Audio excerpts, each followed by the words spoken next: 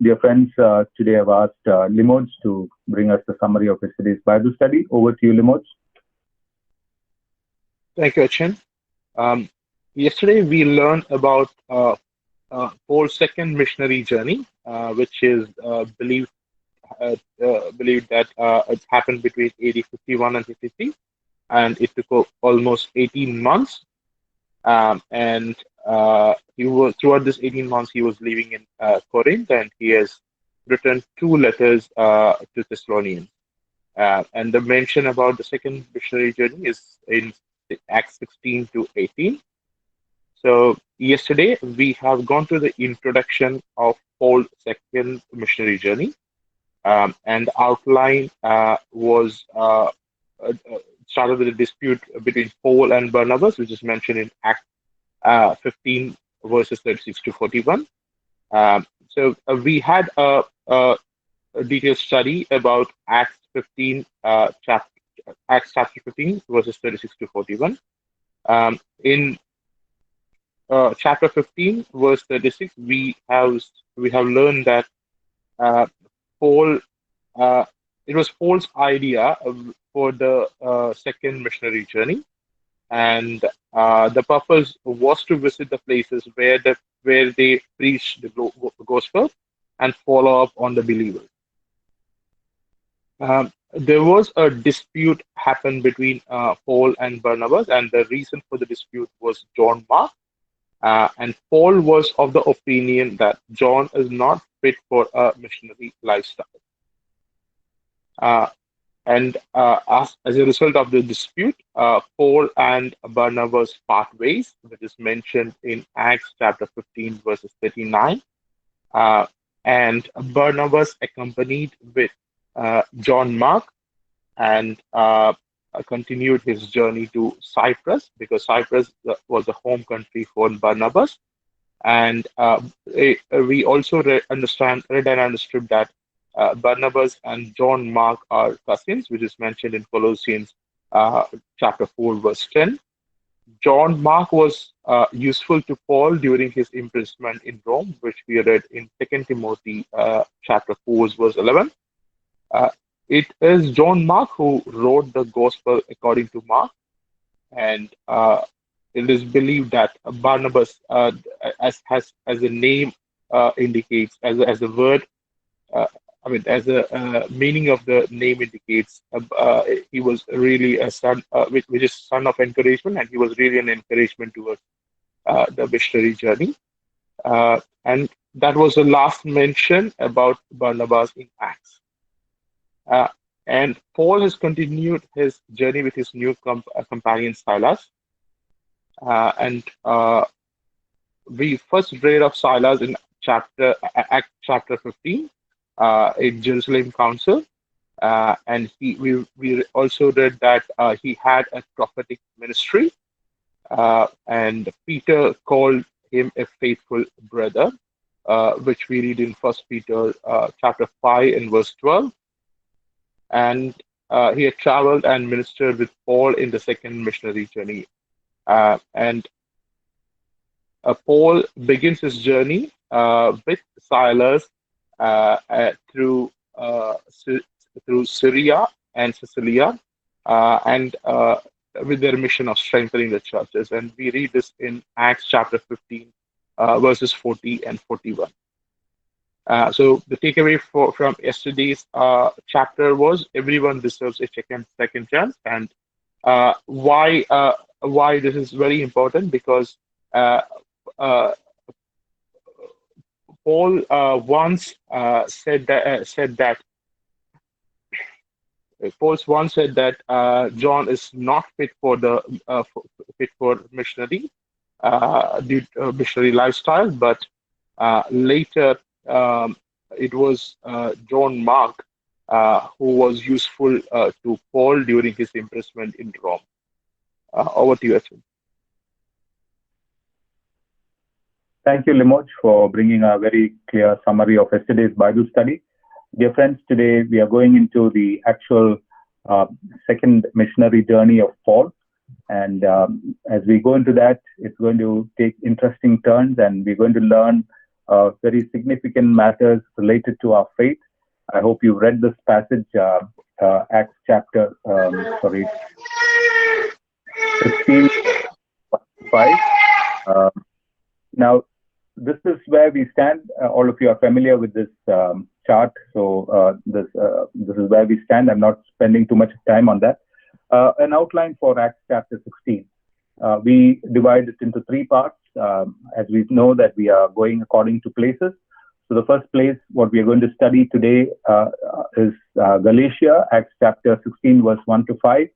The Macedonian call, Acts chapter 16, verse 6 to 10.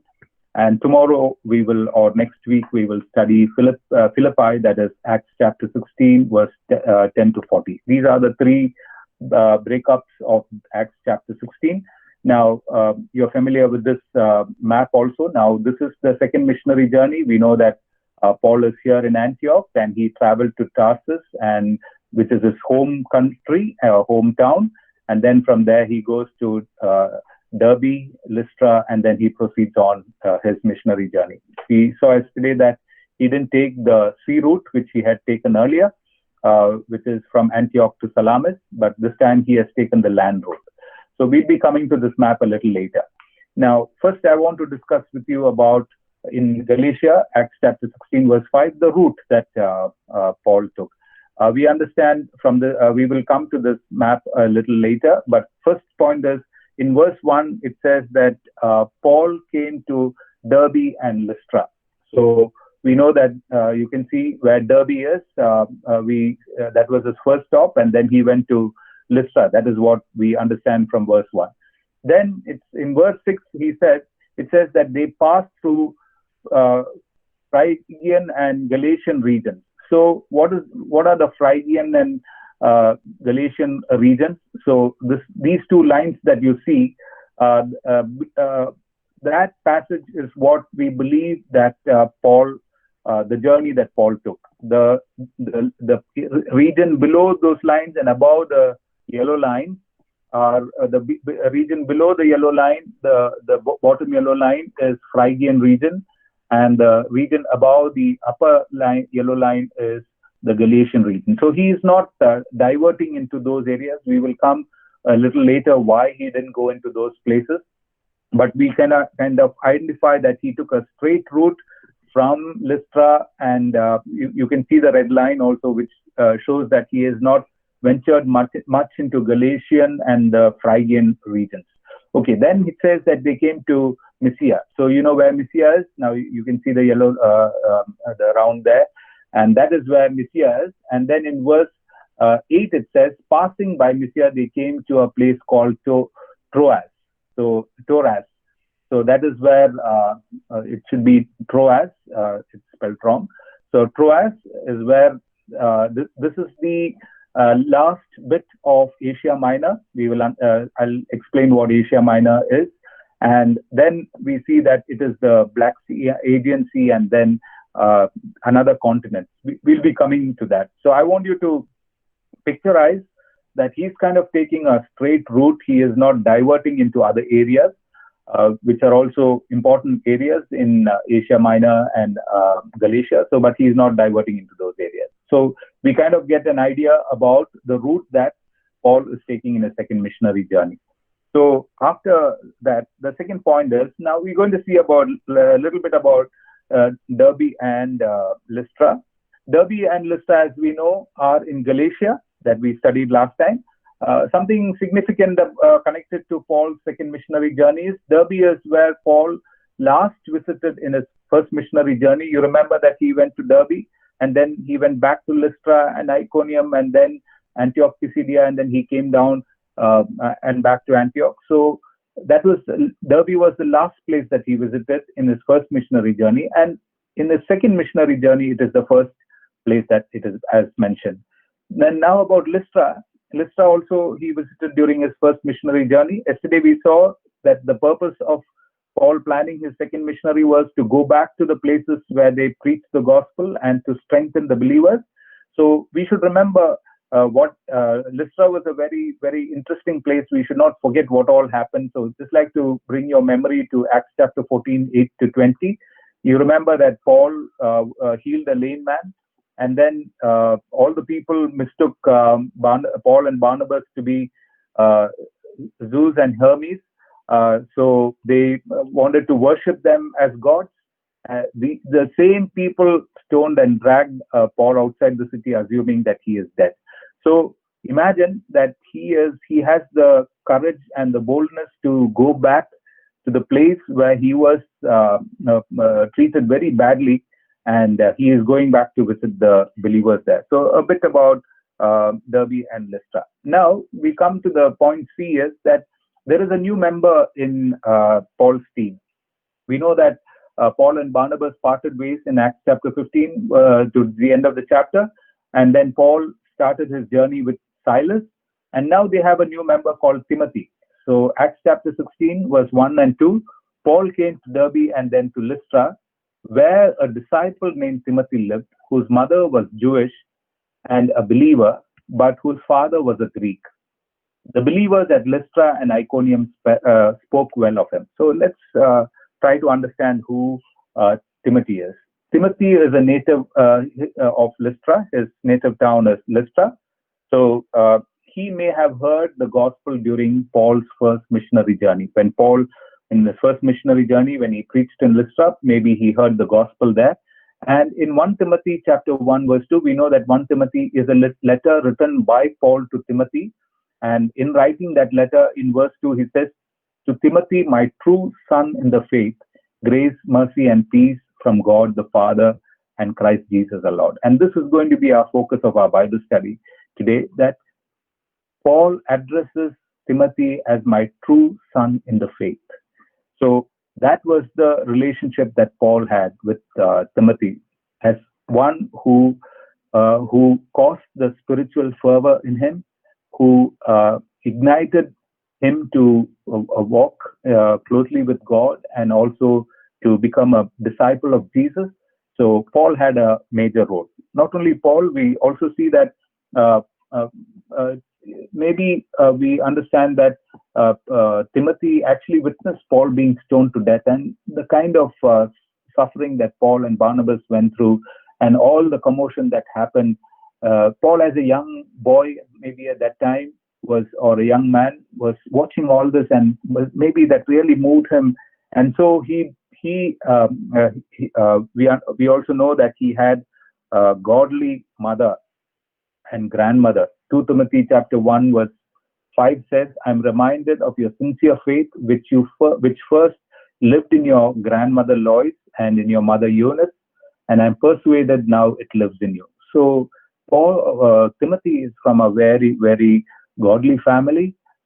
This is what godly families can result in, where the faith of the grandmother, the mother, is now seen in the third generation. Wonderful, isn't it? We all know how much of spiritual blessing our parents have been, our grandmothers, our grandparents have been, the kind of spiritual foundation that they have laid for each one of us. So we as mothers, fathers, we as grandparents, we have a great role in passing on not just properties, not just bank balances, but we have a great responsibility in passing on the spiritual tradition, the spiritual foundations that we have had, which can be our children and our grandchildren's spiritual foundation. So let's remember that. And then Timothy also was of a good reputation, because Acts chapter 16 verse 2 says, "The believers at Lystra and Iconium spoke well of him." So, which means that I believe that Timothy was not just a believer, not just a disciple, but he was actively involved in the growth of the church in Lystra as well as in Iconium. So, because he may have gone and shared testimonies or done Bible studies or preached a message, or he would have discipled other believers. So he was of a good reputation. Now we have a problem in this passage. When we come to verse 3, it says that Paul wanted Timothy to be circumcised. Now verse 1 says, "Paul came to Derbe and then to Lystra, where a disciple named Timothy lived, whose mother was Jewish but a believer, and whose father was a Greek." Paul wanted to take him along on the journey, so he circumcised him because of the Jews who lived in that area, for they all knew that his father was a Greek. Now, this can be a kind of what we know about Paul, that Paul was against circumcision of the Gentiles. He argued vehemently in the council at Jerusalem, saying that we cannot put that burden on the Gentiles. Now, why is it that Paul wants Timothy to be circumcised? A man who fought so much against circumcision is now asking Timothy, and it says very clearly in verse 3 that Paul wanted to take him, so he circumcised him because of the Jews. Now, why did Paul do that? So let's understand this. A Jewish mother meant that Timothy was a Jew. Now, the problem with Timothy was that he had a Jewish mother and a Greek father. So according to the Jewish custom, if either father or mother is Jew, the son or the child that is born is Jew. So according to the Jewish tradition, Timothy having a Jewish mother makes him a Jew. Now, Timothy had a Greek father, so he was not circumcised as a child. That is what we understand. Timothy's father was a Greek, so they never got him circumcised when he was a child. Maybe the father was wanting him to follow the Greek tradition or whatever it is. So we are not clear about that. Now, why does Paul got Timothy circumcised? Not for Timothy's salvation. Mind you that Timothy is already a disciple. So there is circumcision here is not related to his salvation. We should understand that very, very clearly. When Paul wanted Timothy circumcised, it is not that he will find salvation. Timothy has already found salvation. He is now a disciple in Jesus. So why is it that Paul still wants him circumcised? Paul got Timothy circumcised so that he can minister with him among the Jews and also in the synagogues. Because as verse 3 says, so he circumcised them because the Jews who lived in that area, for they all knew that his father was a Greek. Now, since knowing that Timothy's father was a Greek, Timothy would not have been accepted in the Jewish community. He would not be able to step into the synagogues and to preach or to speak in the synagogues. He would have to remain where the Gentiles would sit. So, to give Timothy an equal opportunity to minister among the Jews, now Paul got Timothy circumcised. So this verse should not confuse you that why did Paul, who was so much against the circumcision of Gentiles, got Timothy circumcised? We know that it is for a reason. Now, as we go forward, it says in verse 4 and 5 that as they traveled from town to town, they delivered the decisions reached by the apostles and elders in Jerusalem for the people to obey, so that the churches were strengthened in the faith. So the churches were strengthened in the faith and grew daily in numbers. Now, they were delivering, some versions would say that they were delivering decrees. What were the decrees that they were delivering? We know that we don't have a complete list of towns and places that Paul visited. So he could have been going to so many places. He traveled from town to town, it says. So we don't have a list of all the towns that Paul visited.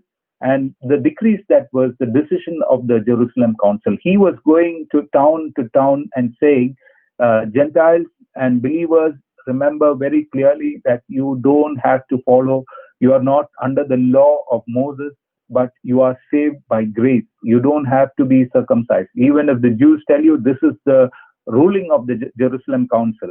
And because of this, and through this, by Paul visiting, telling them and teaching them, we understand that the churches grew in faith and number.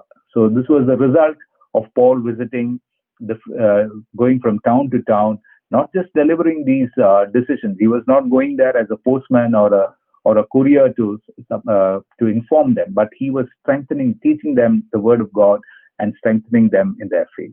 So this is all about Galatia. Now we come to the second point in our in our passage today, that is the Macedonian call.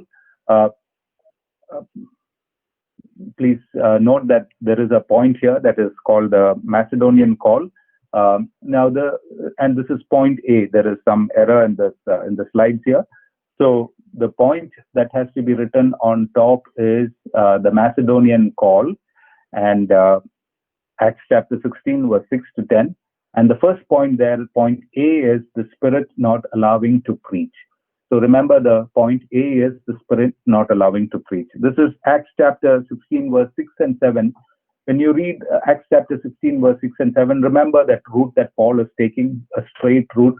Paul and his companions traveled throughout the region of Phrygia and Galatia, having been kept by the Holy Spirit from preaching the word in the province of Asia. And then in verse 7, it says, when they came to the border of Mysia, and they tried to enter Bithynia, but the Spirit of Jesus would not allow them. Now you see obstacles. Why does God bring obstacles in our journey? Now Paul and Silas, along with Timothy, are very clear that their purpose is to preach the gospel. They are fulfilling God's plan. They don't have an agenda of their own. They just want to do what God wants them to do. They are going with the gospel to preach the gospel, and wherever God takes them. And as they want to enter certain places, it says the Holy Spirit kept them from going into those places and preaching the gospel in the province of Asia. And then when they tried to enter Bithynia, the Spirit of Jesus did not allow them. So there are a few things that we should understand. Obstacles, first thing is, obstacles are to divert us to God's plan. Sometimes in our journey, we come across obstacles. Everything seems to be going well. Things are well planned out. We plan out for our future. We plan for years together how things should happen. And all of a sudden, obstacle comes.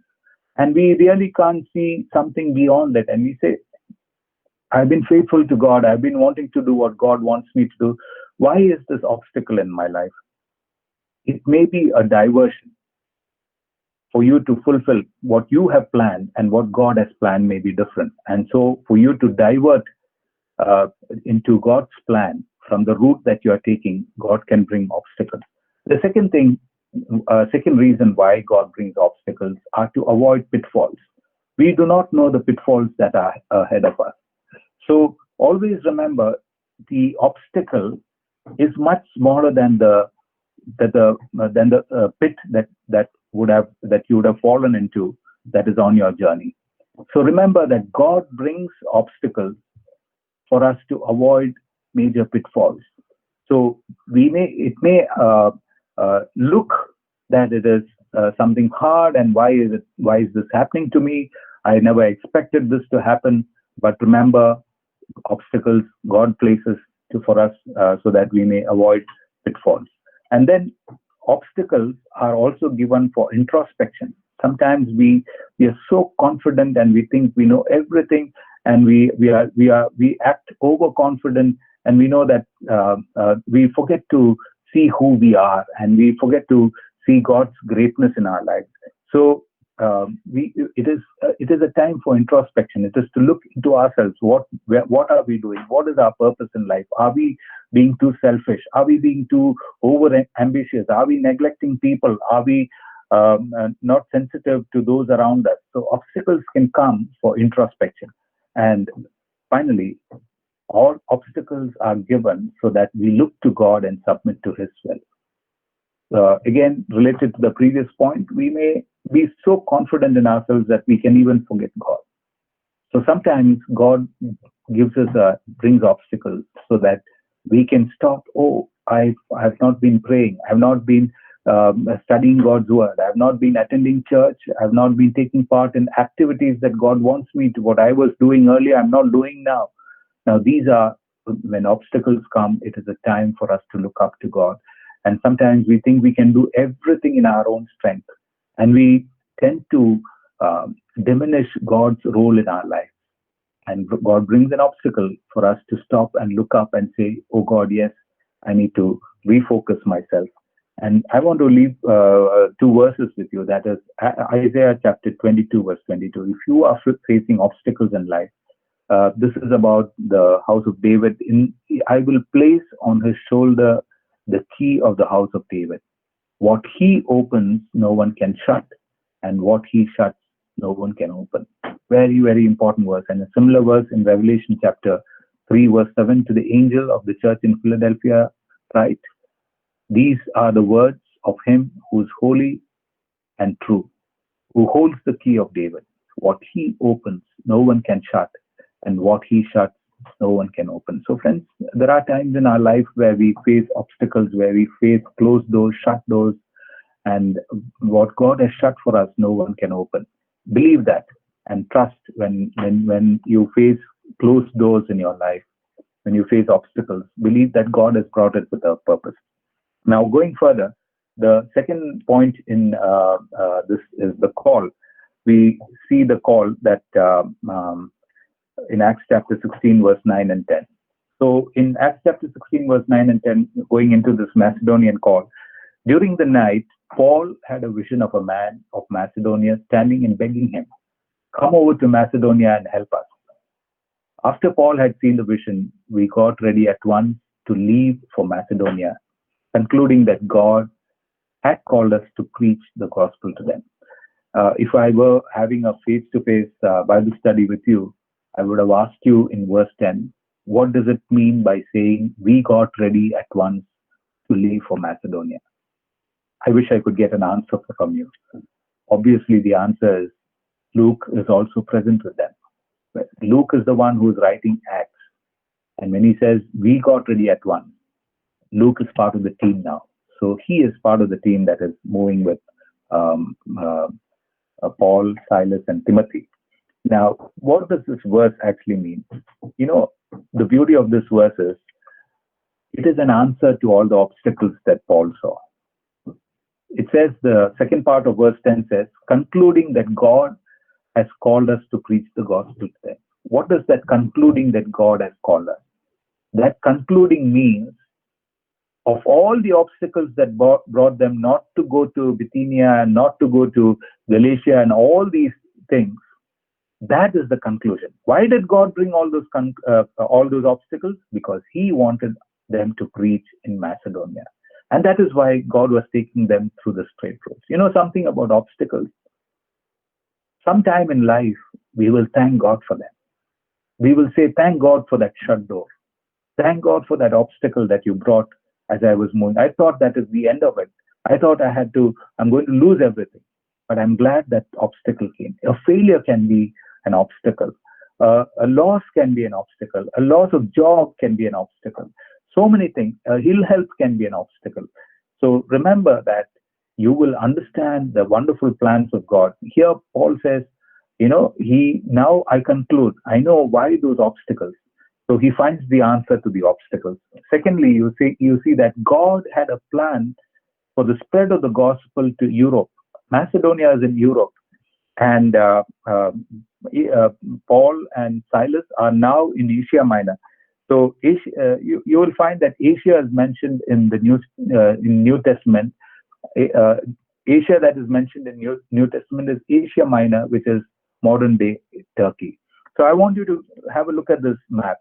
So you'll find Asia over here, and this is not the Asia that we know as the continent Asia. This is Asia Minor, and this is the last part or the end part of Asia, the continent Asia, and then you have the Black Sea and the Aegean Sea here, and on the other side of these seas are Europe. And here we see Macedonia here. So Paul and Silas and the team are somewhere here in Troas, and from here they go all the way to Macedonia because they receive a call. They sense God's call to Macedonia. So the beauty of God's plan is that when he closes certain doors, he has greater plans. He is wanting Paul and Silas and Timothy and maybe Luke with them to go over to Europe and start preaching the gospel in Europe. So that is where we end our Bible study today about the call that Paul and the team had as they were moving, how God brought obstacles and still God had a wonderful plan. So what is the takeaway from today's Bible study is I'm encouraged by what Paul said about Timothy, that he is my true son. in the Lord. Mission is producing sons and daughters in faith. So we have lived our lives, maybe you are 40 years or 50 years or 60 years, whatever your age is. God has blessed us with families and children. Have you ever thought, have you produced spiritual children? Have you produced sons and daughters in the faith? Have you ever thought about it? Is that a responsibility that we have? We go to church, we see so many people. It doesn't mean somebody, you may be 40, 50 years old, doesn't mean that you're going to talk, you're not talking about some small little child. It may be somebody of your own age whom you can disciple, whom you can share the gospel, whom you can pray with. Think of at least one person whom you can say, this is my son or my daughter in the faith. It would be such a wonderful thing. We live in a world where people are struggling. They don't express their struggles. Some of them are struggling deep within inside, and we will never know what their struggles are. Can you reach out to one person and say, friend, I want to pray with you. I want to be your prayer partner. I just feel free to call me. We can spend some time in prayer, maybe 2 minutes, 3 minutes, 5 minutes, once a week, or as it is convenient. Can you go take a person out for a cup of coffee and say, let's talk about faith. Let's talk about this is some spiritual blessing. Or can you just say, we'll meet for about half an hour and just read the Bible together. You read 10 verses and I'll read 10 verses. Something like that. Get started. And in your life, pray that God will give you sons or daughters in the faith. God bless you.